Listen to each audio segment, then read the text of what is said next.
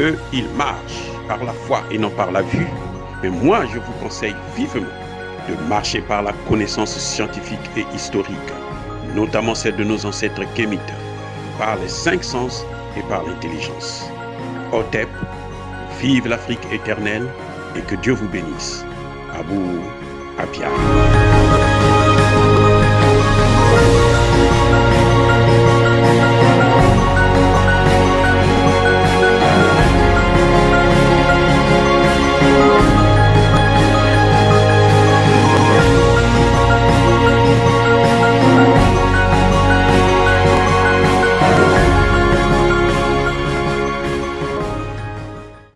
Hotep à tous, bienvenue sur la chaîne des panafricanistes par essence, par conviction et par excellence. Celle des citoyens kémites par nécessité et obligation de combat. Nous sommes une chaîne qui n'est guidée que par nos ancêtres, et rien que par les ancêtres qui appartiennent à l'égrégore du monde noir. Par conséquent, nous ne croyons en aucun Dieu venu de l'étranger. Toutefois, cette vidéo n'est pas destinée à inciter à la violence ni à la haine. Car notre combat est un combat politique et géostratégique. Il s'agit, dans un langage approprié, de lutter en faveur de la souveraineté, la dignité et l'unité africaine. Ceci dit, aujourd'hui nous allons vous parler des accords d'Alger signés en 2012. Voilà, bien-aimés frères et sœurs. Ces accords ont été signés par le Mali en position de faiblesse. À l'époque, le Mali était sous le feu, sous les bombes, sous les balles des terroristes djihadistes. Nous savons tous les attentats qu'il y a eu, même en plein centre de Bamako. Donc, le gouvernement malien, comme tout gouvernement, face à cette défaite, était obligé de signer les accords. Ces accords ont été prévus parce qu'avant ça, il y a eu le pré-accord qui avait été négocié au Burkina Faso, comme d'habitude. Et le Burkina Faso a soutenu la partition du Mali. Parce que dans ces accords, qu'est-ce qu'il y a? En fait, on veut diviser le Mali. Et c'est même contraire, je vais vous dire, c'est d'abord contraire à la charte de l'Union africaine. Parce que l'Union africaine a prévu l'intangibilité des frontières issues de la colonisation. Ce que nous contestons, bien entendu, en tant qu'intellectuels, parce que ce n'est pas nous qui avions divisé l'Afrique. L'Afrique a été divisée en 1894-85 par les Occidentaux. Mais ce n'est pas nous. Donc, on n'est pas obligé. Mais on a prévu ça pour éviter les guerres, pour éviter les conflits. On a dit, il ne faut pas revenir sur ces frontières-là. Et depuis, ils sont en train de revenir sur ça. Les mêmes qui avaient fait élaborer ça sont en train de revenir sur ça. Bref, quand le Mali signe ses accords pour la partition, ou quand le Burkina Faso soutient ses accords, le Burkina Faso jusque-là ne comprend pas que la guerre contre l'Afrique ne s'arrête pas au Mali. C'est la guerre contre l'Afrique et les Africains. Puisqu'on le voit maintenant que le Burkina Faso lui-même est aussi attaqué par les djihadistes et les terroristes. Que va-t-il faire? Il va accepter de diviser le Mali? Je ne pense pas. Parce que ce que nous voulons aujourd'hui, c'est l'unité de l'Afrique. Ce n'est pas la division. C'est les États-Unis d'Afrique. Ce n'est pas la division. Ce n'est pas la haine. Non, nous voulons l'unité. Donc, maintenant, on le constate. Sur le terrain, le rapport de force est en train de changer. Et il a énormément changé d'ailleurs. C'est pas fini, mais en tout cas, le Mali est en train de reprendre petit à petit le contrôle de son territoire. Il a déjà repris le contrôle de son ciel. Ça, c'est formidable, parce que le service de renseignement malien fonctionne maintenant très bien, puisqu'ils arrivent, vous l'avez suivi récemment, un avion militaire français a été identifié, puisqu'il est rentré dans le territoire sans l'autorisation, il a été identifié, et on sait ce qui s'est passé exactement maintenant, parce que les services ont l'information, ont le renseignement. Avant, ils n'avaient pas tout ça.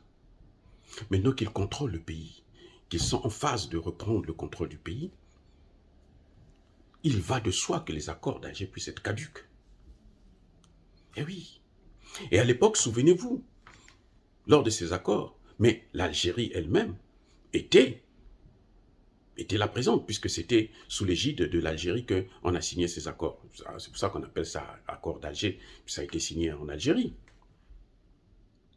Mais aujourd'hui, l'Algérie est en froid, en opposition avec les États, la France. Donc, ça veut dire qu'il y a quelque chose qui ne va pas, qu'il faut revoir. Personne ne veut la partition du Mali. Même pas les Occidentaux eux-mêmes. Ils savent que s'il faut faire la partition, à moins qu'ils aient des intérêts cachés, que nous savons tous. Mais sinon, ils ne veulent pas. Qui aujourd'hui peut... Attendez, imaginez-vous, les États-Unis là, c'est 50 États. Si un seul État demande son indépendance, là, vous allez voir ce qui va se passer. Hein? Ah oui, vous allez voir ce qui va se passer. Si en France, il y a des gens qui demandent, la Nouvelle-Calédonie, qui est un territoire d'outre-mer, quand ils ont demandé leur indépendance, on a vu, on se souvient de la grotte de Nouméa.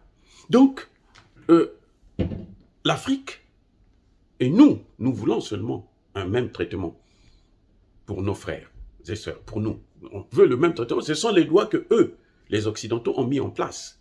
Et donc, c'est ça que nous voulons, nous sommes en train de mettre. C'est pour ça que quand on nous parle que nous proliférons la haine, la violence, non, c'est pas vrai. Ça n'a rien à voir avec la violence. Ça n'a rien à voir avec la haine. Ça a à voir avec le droit de l'homme. Le droit des États à accéder à leur souveraineté. Le droit des peuples. Et c'est ça. C'est prévu par la charte plutôt, des Nations Unies. Donc, nous ne pouvons pas accepter ça. C'est pour ça qu'en revenant sur le sujet des accords d'Alger, maintenant que la donne a changé, eh bien, les accords d'Alger sont à renégocier. Ils sont caducs. Automatiquement, ils sont caducs. Ils sont caducs. Et je pense qu'il ne sera même pas nécessaire d'aller encore à l'étranger pour aller négocier des accords. Les Maliens sont assez grands, sont assez mûrs. Ils ont plus de 60 ans d'indépendance, pseudo-indépendance, bien entendu. Ils peuvent donc s'asseoir entre eux. Et le gouvernement de transition qu'il y a aujourd'hui, mais c'est ce qu'il a demandé, lesquels qui refusent à ce qu'ils puissent négocier avec les djihadistes.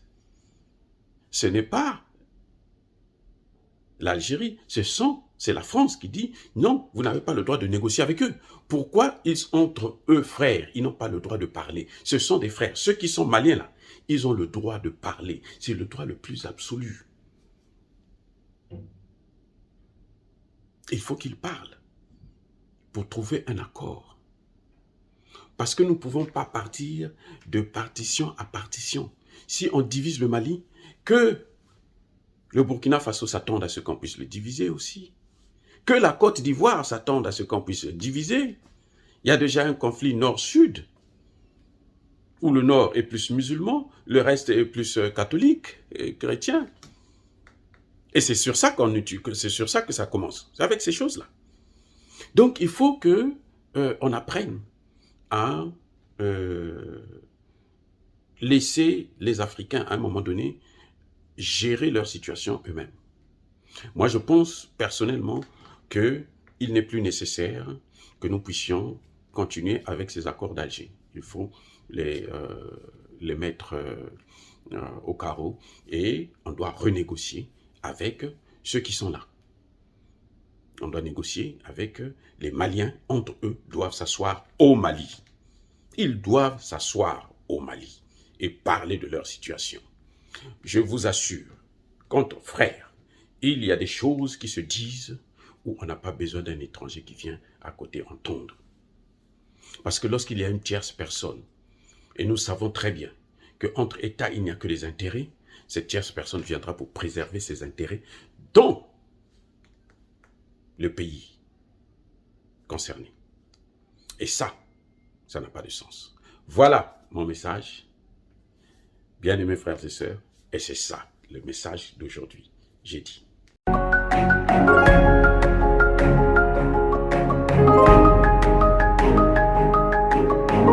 Otep, bien-aimés frères et sœurs, vous connaîtrez la vérité et la vérité vous affranchira. Ça, c'est pas moi qui le dis, c'est la Bible qui le dit. Mais moi, je vous dis mieux. Vous connaîtrez la vérité historique, notamment celle de vos ancêtres kémites, et vous aurez une vision globale de ce que c'est que la vraie souveraineté politique.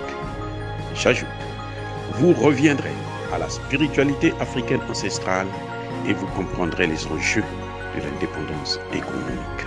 Et pour terminer, vous accepterez votre identité culturelle kémite et vous obtiendrez deux choses. La première, c'est la paix. La seconde, c'est le développement, à une condition.